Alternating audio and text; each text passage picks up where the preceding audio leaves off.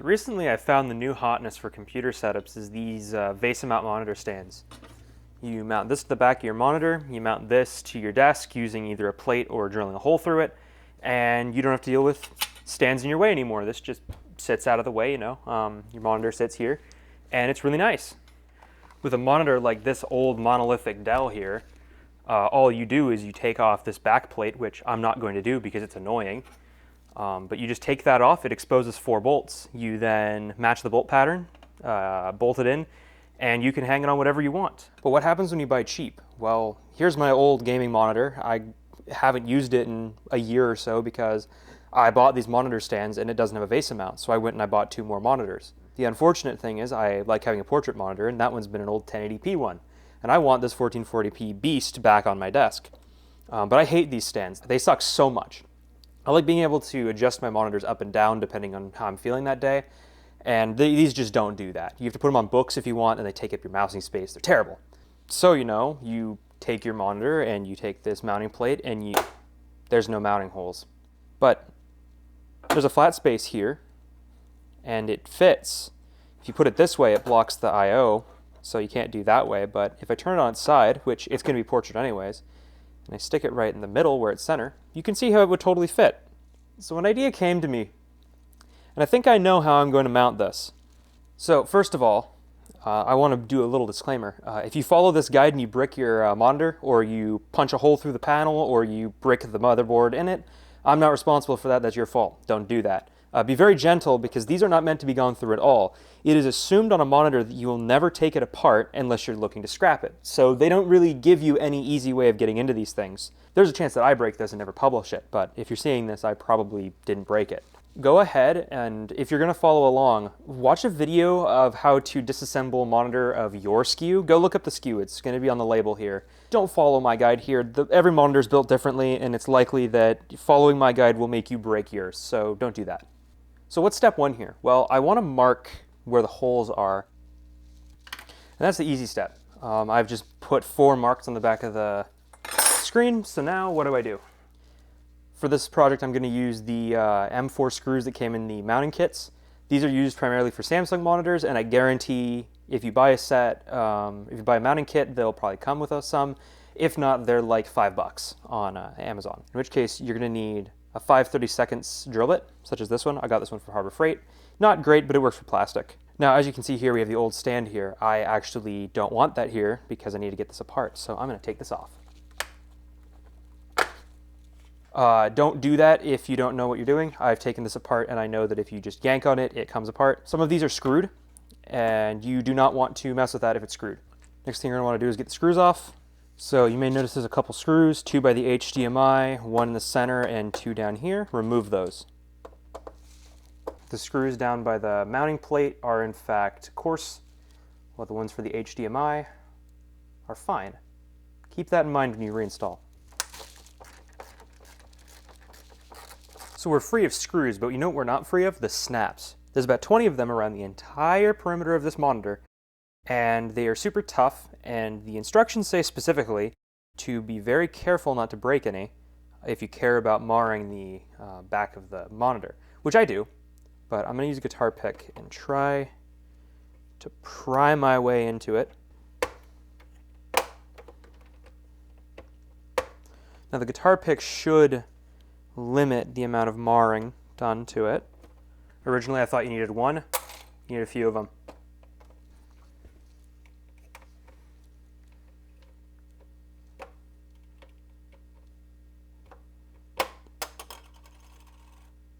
Cool.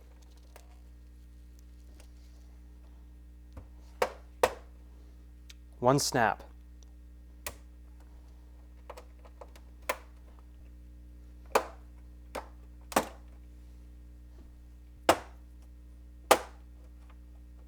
And now the usual trick with snaps is the more you get them out, the less likely you are to break it because there's less tension overall. But at the same time, you can get these little pinches, like right here, where it really doesn't want to go, and you want to be careful of that. So what I'm doing is I'm taking one guitar pick and working it under, like there. I take another one and I push it down If you work it along, it'll pop. Now that's a non-destructive way of getting this thing apart, hopefully.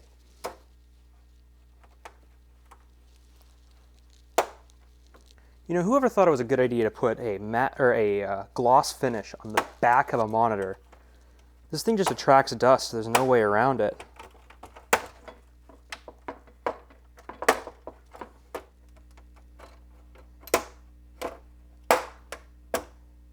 Be very careful down here, obviously. But just try to rock it a little. And there we go. Can remove the top plate. Inside of the monitor, you can find the little tiny cheap garbage speakers that go inside of here. You can see that we have an I/O shield, and inside of the shield is our controller board. You can see that we got our I/O, which was there to begin with, and you have all that stuff that you really didn't want to screw with before, being these cables, the digitizer, and other stuff. But we're in. Now what? Set the panel aside for now, be very gentle with it, it is fragile. Take the back of your monitor, check to make sure there's no metal components, and as you can see, there is some clearance, just a little. You can see this little plastic piece here prevent deformation, that's what you want. So this sits against the I/O cage, and this is enough room to hide some screws. Side note, if you ever notice that there's these little pesky pieces of plastic that stick in the frame when you get a new monitor, well, you can get rid of those now. Go ahead and grab yourself a scrap piece of wood like this and put it in there like so. Now, personally, I like leaving the plate on while I do this, just to make sure everything stays in its place. You just take your drill and you go to town.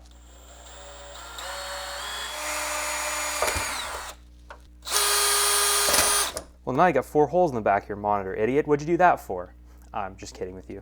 Next, what you want to do is take your M4 screws, being these ones, and you want to push them to the bottom of the holes. They'll be a little tight, but that's kind of what you want here.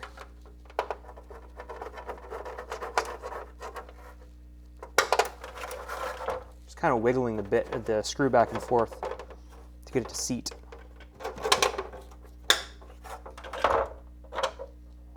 Whereas normally, you would want to screw into the monitor. We're actually doing the bolts backwards because you can't really stick a nut inside of there and tighten it. And even if you could, that would puncture right into the monitor for sure. So what you do, take 4 of these nuts and take the back of your plate and set it on like so. And then thread them on. They don't have to be tight, just make sure they don't cross thread. You're really just holding the bolt in place for when you flip it over. The reason I did the bolt sides there, or the bit sides there, is to keep it from being pesky, but inevitably they'll do what they want. I do not recommend these coated nuts at all. They were the cheapest ones on Amazon, but they're actually biting a pretty good amount, and I'm not really a fan of that. Poor quality as usual. But now that you got the nuts in there pretty good, you can go underneath and grab the bolt, spin them down pretty tight. Those screws are sitting well below the strengthener here. You can take an adjustable crescent wrench, dial it into 4 millimeters, no more, no less. Just grab it like that. Don't bother doing it sideways. You're just trying to prevent it from twisting while it goes on. Go ahead and reef them down pretty good. You don't want to crack the plastic. Just at hand tension, these screws are stripping, as you can see by the metal on here.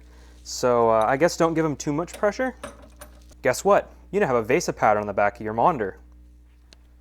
So go ahead and take your monitor, and if you've done it correctly, you shouldn't have any scratches, but you might have 1 or 2. So make sure to use a really soft rag that is clean. You don't want any dirt on there because you're going to be moving this around a little inevitably. Then make sure your speakers are in the right place. Push that in there, push that in there.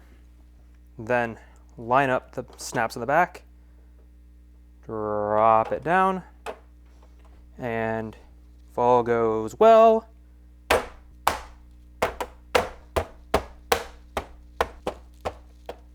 you have a complete put back together monitor, besides the screws. Pop quiz. Which of the screws goes to down here? And which of the screws goes up here? Is it A, this fun little coarse-toothed screw? Or is it B, this fine-toothed screw? 5 seconds.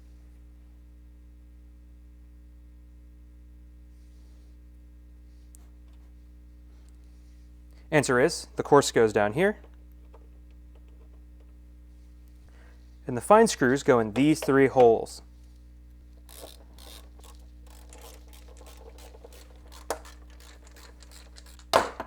There you go.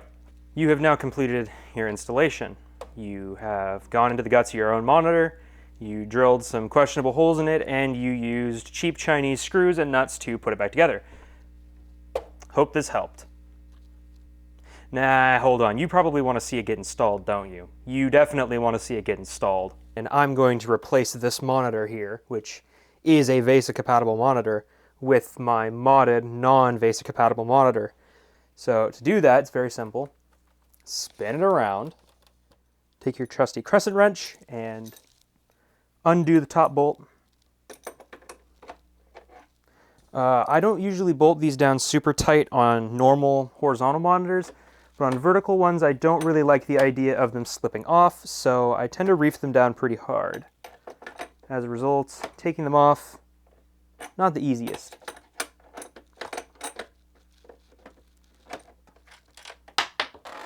Now, very gently, spin it back around and just take it off. I didn't unplug these before. Go ahead and unplug them. Even the annoying display cables. Now, do not strike your other monitor in the process of doing this. Okay? Don't break your nice curved monitor that's here. Don't break that. Now before we continue, one more thing. Did you check all the snaps on the back? Did you really? When I picked this up, I thought I'd got every single one of them, but like 3 of them snapped in place, so go ahead and make sure you got all of them before you do this. Now, and what I can't show, because my camera can't face the other direction, it's a small room, these rails right here connect with the rails on the back of the monitor, those rails, and all you do, just pick it up, line it up,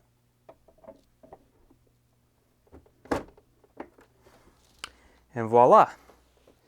Spin her around and put your little nut back on.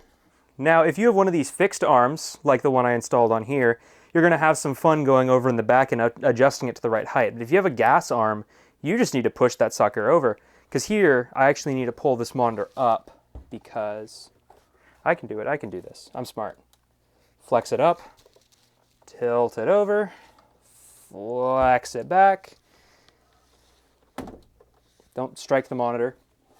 Rule number 1 is don't strike the other monitors while you do this. Okay, there you go. Portrait monitor, made from a monitor that can't be used as a VESA mount at all. Very good.